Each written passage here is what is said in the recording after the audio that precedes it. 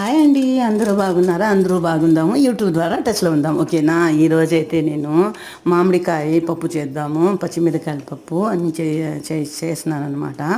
కాకపోతే పప్పు లాగా చేయలే, కొంచెం సాంబార్ లాగా చేస్తున్నాను అనమాట. దీంట్లో ముందుగా ఇది పప్పు ఉంది కదా, సాంబార్ పప్పు వేసుకున్నాను. టమాటాలు, మామిడికాయ, మళ్ళీ వచ్చి దీంట్లో తెల్లగడ్డ, జీలకర్ర, మిరియాలు వేసి, టమాటాలు వేసి, నీళ్ళు వేసి, పసుపు వేసి, పచ్చిమిరకాయలు వేసి ఒక 3-4 సీటీల కోసం పెట్టేసినానా. దాని తర్వాత మా ఇంట్లో పని ఎక్కువగా ఉన్నింది ఈరోజు. ఏం చేయాలి, అది మేము కొంచెం బయటకు పోయినామా, బయట అందుకోసం ఇల్లు అయితే దుమ్ము ధూళి ఎక్కువ వచ్చేసింది ఇంట్లో.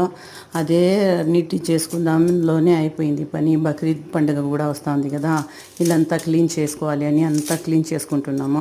దీంట్లో ఒక ఎర్రగడ్డ కూడా వేసినానండి నేను. మళ్ళీ కొంచెం పసుపు, దీంట్లో పసుపు కలర్ అయితే క్లారిటీ రావటం లేదు.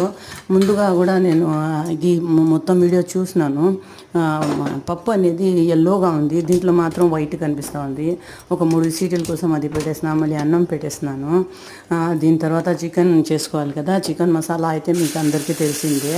బాగా ఫ్రై చేసుకొని ఒక 3 సార్లు కొంచెం కొంచెం నీళ్ళు వేసి, ఒక 4-5 స్పూన్లు నీళ్ళు వేసి మసాలాకు బాగా ఫ్రై చేసుకున్నాను అన్నమాట. దాని తర్వాత ఉప్పు, చికెన్ వేసి, దీని తర్వాత నీళ్ళంతా బాగా అది వెళ్ళిపోయిన తర్వాత కుక్కర్ వేసేస్తాను. అన్నం కూడా ఉడికిపోయింది. దమ్ కోసం పెట్టేసిన ఒక 5 మినిట్స్ కోసము. పసుపు, మిరప్పొడి వేయాలి కదా, అది లాస్ట్లో వేసి బాగా ఫ్రై చేసేస్తున్నాను. దాని తర్వాత ఒక 2 సీటులు పెడతాంలే, ఎందుకంటే అలాగే మీరు దీంట్లోనే కుక్ చేసుకోవచ్చు కదా చికెన్ అయితే. కాకపోతే కొంచెం మెత్తగా తినేవాళ్ళు ఒక 2 సీటులు పెట్టుకుంటే మంచిది. ఈ పప్పు అయితే చాలా బాగా ఉడికిపోయింది. పప్పుకి గ్రైండ్ చేసిన అవసరం లేదు. టమాటాలు, పచ్చిమిరకాయలు, ఇంకా మామిడికాయ కూడా వేస్తున్నాను కదా, దానికి కొంచెం గ్రైండ్ చేసుకోవాల్సిందే. పప్పు అయితే బాగా స్మాష్ అయిపోయింది. ఎంత టేస్టీగా ఉన్నిందంటే ఇది నేను చెప్పలేనమాట. దీంట్లో కొంచెం నీళ్ళు వేస్తున్నాను. నేను చెప్పినాను కదా పప్పులాగా చేయలే, సాంబార్ లాగా చేసినానని. కొంచెం పలసగా ఉంటుంది కదా సాంబార్ అలా. దీంట్లో ఇప్పుడు ఇది ఏమది బగారా వేసుకోవాలి కదా.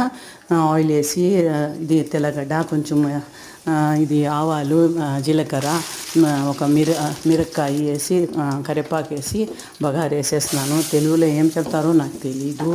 దీని తర్వాత పప్పుకి కొంచెం ఇది వచ్చినట్టు వేగించాలి, ఎక్కువ ఉడికిపించకూడదు, టేస్ట్ మారిపోతుంది. అన్నం, చికెన్ అంతా రెడీ. మధ్యాహ్నం భోజనం అయితే రెడీ. పప్పు రోటీ మాత్రం నేను రాత్రే చేస్తాను, చపాతి ఇప్పుడు చేయను. చాలా పని ఉంది ఇంట్లో. బక్రీద్ పండుగ అని ఇల్లంతా క్లీన్ చేసుకుంటున్నామా, అందరూ పనిలోనే ఉన్నాం ఈరోజు. ఎంత పని ఉందంటే నా ఛానల్ని చూడండి, లైక్ చేయండి, సబ్స్క్రైబ్ చేయండి.